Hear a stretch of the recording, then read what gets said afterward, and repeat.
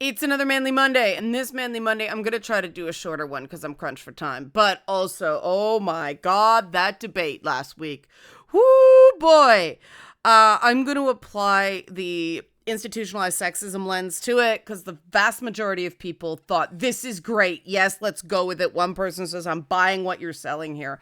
So awesome. And there was a lot in both the debate itself, the idea of the horrific prep for the debate, the reactions to the debate, so much institutionalized sexism.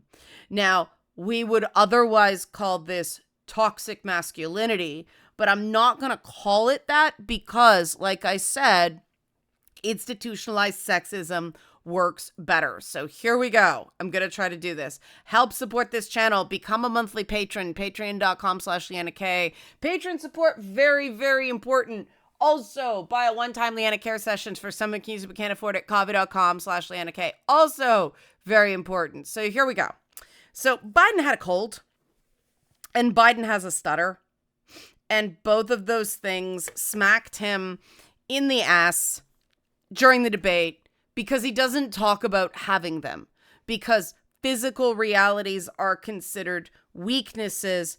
And despite me disagreeing with John Fetterman on some point, another point, I do love how he's just, no, I need a device because I have an auditory processing issue because of a stroke. This device solves the problem. It's no different than wearing glasses or a hearing aid. It solves the problem, so he is perfectly capable of doing the job. But we have this messed up idea of strength and virility and leadership that is so messed up that Biden couldn't say off the top, you'll have to excuse me, I have a really bad cold.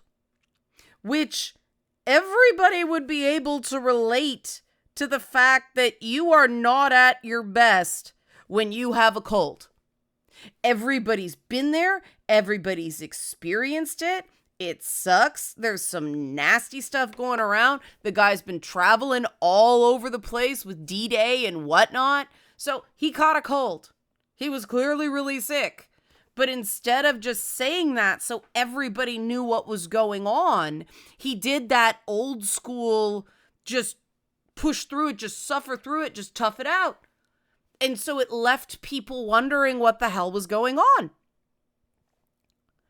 That was so stupid that it does go into that institutionalized sexism, which, you know, if somebody's got a thing where they grew up being told, oh, stop whining, be a man, you're not going to admit any vulnerability.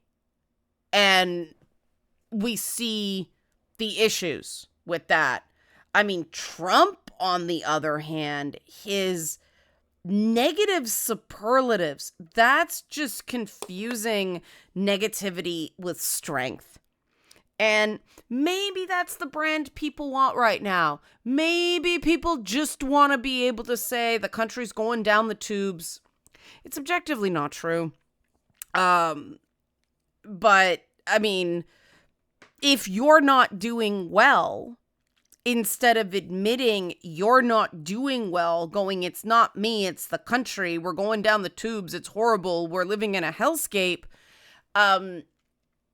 that's another form of false toughness. Toxic toughness is probably better than toxic masculinity. I like that. But toxic fake toughness, that's what you're going to do instead of going, I am really struggling. Times are really tough right now, which I think is quite frankly what's easier. Saying times are tough, a lot of people get that. They want someone to do something about that. But more than anything, they want people to do something about the feeling that they are failing because times are tough. Inflation is a global issue. It is. Every country in the world, every developed country in the world is battling inflation. Every single one. Canada is, the US is, UK exacerbated by Brexit, France, Germany, everybody's dealing with inflation. Even China is dealing with inflation. They just use currency manipulation and whatnot to hide it. But there are long-term effects to that, man, when that bubble finally pops, it's starting to. But people don't want to hear that. People want to hear, what are you going to do? And the two of them being Statler and Waldorf from the Muppets, those two old guys, and descending into arguing about a golf handicap. That was the moment where it's like, oh my God. And I do think the analysis for Biden would have been a lot better had he admitted he had a cold and he wasn't going to be at the top of his game. That's the responsible thing to do. But I know in the US it would be, oh, you're a whiner. So he just thought, I'm going to push through and hope for the best. And he didn't get the best. And holy crap. And that's the mistake a lot of men make. And I can't even say, let me rephrase that. It's not a mistake, it's conditioning. Because in the past, they admitted they weren't feeling well, that something hurt, or they weren't feeling great. And it was, oh, poor baby, oh, poor sensitive little man. Oh, you're dead, like all this stuff, like, oh, poor you, sarcasm, toughen up. And they took the lesson.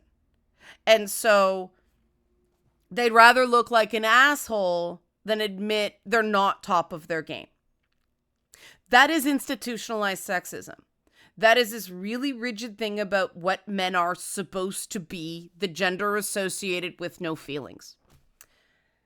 And then women complain that men don't talk and aren't sensitive. And I mean, I'm reading that, Court of Wings and Pizza, I'm calling it now. But in the last book, what is it? A Court of Mist and Fury. I can't keep them all straight. But they actually make it into like cute, sexy flirtation that Feyre's going, oh, sensitive man, mock, flirt. Oh, you're so sensitive. And I'm like, this is fucking romantic. No, it's not. This is, I guess, something that women think is romantic and sexy. But the number of men I hear who have such issues with being mocked for being sensitive, that's something, as a rule, I would say people involved with men don't do that. Just don't. The red button it can hit is too big. But I do think that part of the reason that debate went so to shit is it did descend into all that bad but expected parts of masculinity in institutionalized sexism. The bravado, the dick swinging, the I'm bigger than you, the you're a failure, no, you're a failure, you're a criminal, no, you're a criminal, you, the all deflection and pushing away. It's childish, but the Overton window of masculinity is childish. It's freaking Star-Lord from Guardians of the Galaxy. Here's hoping with the Superman movie that comes up, the Overton window on modeled masculinity will shift.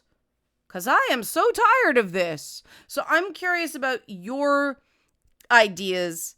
Please just respond to this. It's a short video. I'm trying this to see if I can get a dialogue going. What are parts of the masculine side of institutionalized sexism that you don't like and would like to see changed? What masculine norms do you feel like you need to conform to that you think are unhealthy? Help support this channel. Become a monthly patron, patreon.com/Leanna K, or buy a one-time Leanna Care session for someone who can use it but can't afford it, coffee.com/Leanna K. If you like the dialogue that happens in this channel, please support it in some way. Thanks for watching. Manly Monday.